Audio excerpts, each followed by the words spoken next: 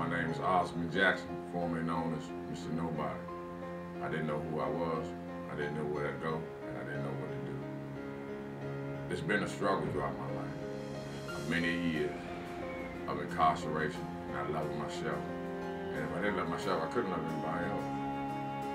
And once again, what I had to do was come clean. Not just sober, but sober, you come clean because I get all the poison out of my body. I came clean with that. I came clean with, my confessions of keeping skeletons in my closet and, secrets, because I realized I'm sick of my secrets. As long as I hold that stuff in and I let it fester, it's not healthy for me, for my nerves, for my body, for my mind, and my spirit. Throughout many years of incarceration, 15, approximately 24 years, but I got into learning who I was and dealing with all kinds of people. It wasn't healthy. I had to do the best that I could do. And once again, I had to come clean and find out what I needed to do. What I needed to do was learn how to love myself and help myself. I'm not much of a poet or a rapper, but I just speak from the heart of what I know is right. Jail isn't the place to be, and that was one of my topics of my poetry, my rhyme, for my experience. And through my poetry of Jail Isn't the Place to Be is titled, to share my experience for help. Without further ado, here's Jail Isn't the Place to Be. A concrete structure surrounded by steel, one notch above hell and the nightmare's real. They call it jail. It's not the place to be. So pay attention and take it from me. Don't pass go, you're going straight to jail. Think you're living in luxury in a one-man cell? 3 houses, 1 car. It's all you've got locked up all alone. You might cry a lot. So you want to talk about a life of crime? Well, I want to tell you about doing time, because jail is not the place to be. So pay attention and take it from me. See, the guards in jail will take you bad, take out on you the bad night they had. They will grab you and handcuff you tight, and if you don't cooperate, then they want to fight. They will bust you in the head and say you failed. They'll do it again. If you tell, rush you to the ferry. The doctor ain't there, they'll let you die, because they don't care. When it comes to jail, you're really mistreated. Food is so bad, a dog wouldn't eat it. See, Joey's got your girl, maybe someone else too. You wasn't there, so to hell with you. You might go to jail for making one mistake, but they'll send you all across the state. I mean, you might be down 1,000 miles away, but there ain't nothing you can do or say, because prison life is a billion-dollar industry, and it's known throughout our history. My mother was sick. I thought she was better.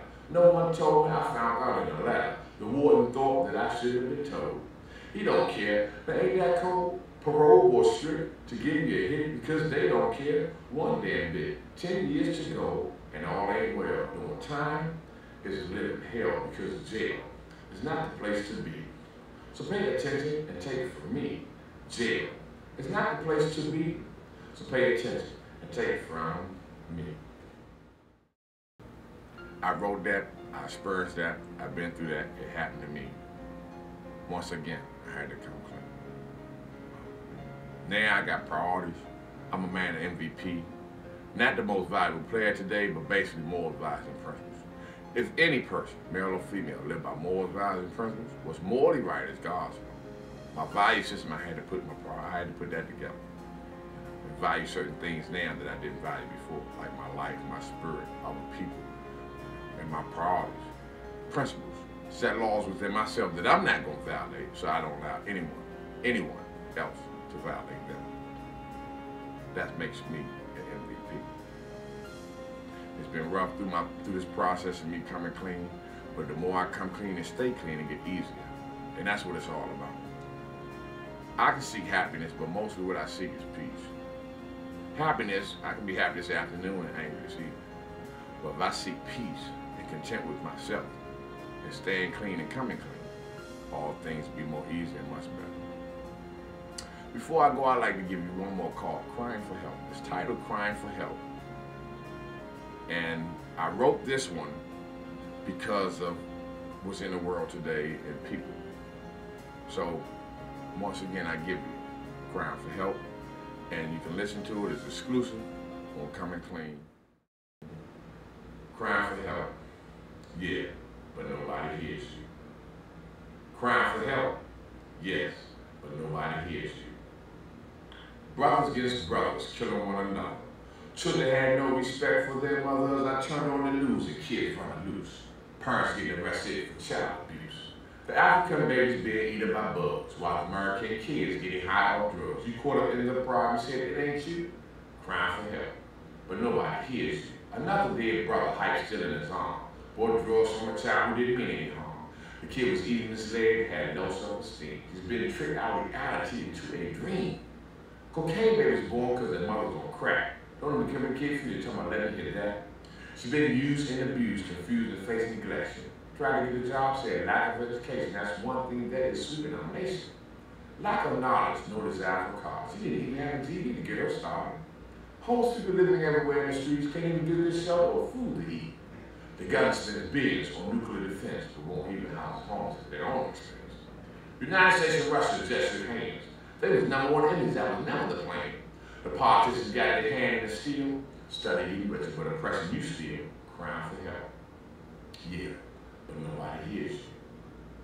Crying for help? Yeah, but nobody hears you. Not 45, not 44, but 43 years ago, there was a man named King. He was good to go. He dealt with civil rights movements, he dealt with peace and love. He wanted everybody join together like the clouds above. He also had a dream that we should overcome, but so far, that hasn't been done. You got broken up families and poverty.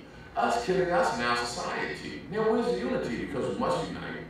Let me tell you one thing won't happen overnight. Your hearts have to yearn and burn. You also must learn. I can't see my sister and brother fall to the wayside, so you got to stand firm. So please help bring this dream to reality, because these are our last days and times for all this century. We got messages and prophets and pioneers throughout history, so let's keep it up because that's the way it's supposed to be.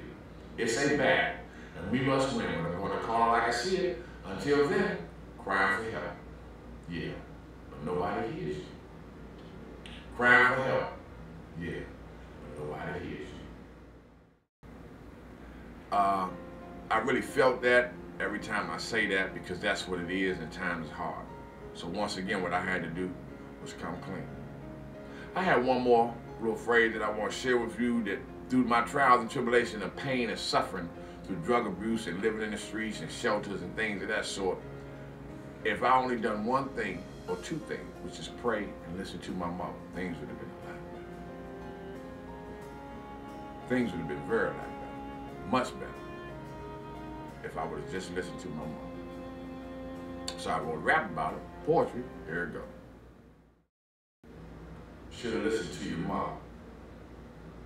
When you was young, you should have listened to your mother. Then boy, you done. Yeah, right, I call it back in the days, but you can call it the past. Your mother told you to slow down, you was moving too fast. And then you 6 foot under, dirt over your body, got sprayed, smoke, shot at a party. When you was a kid, you took people bad, talking back to your teacher and cutting your class, but I knew.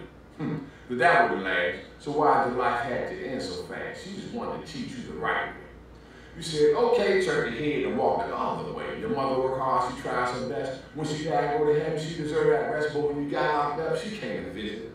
When you sent the package, slid home the package, she sent it. Your mother cried. The day you died, that shows how much she loved you. You was alive. You should have listened to your mother. When you was young, you should have listened to your mother. And boy, you done.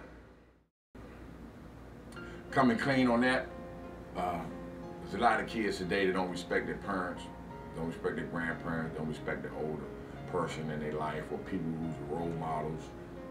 I try to reach out to the young youth of the day, and it's senseless killing. It's senseless black on black crime. It's crime everywhere.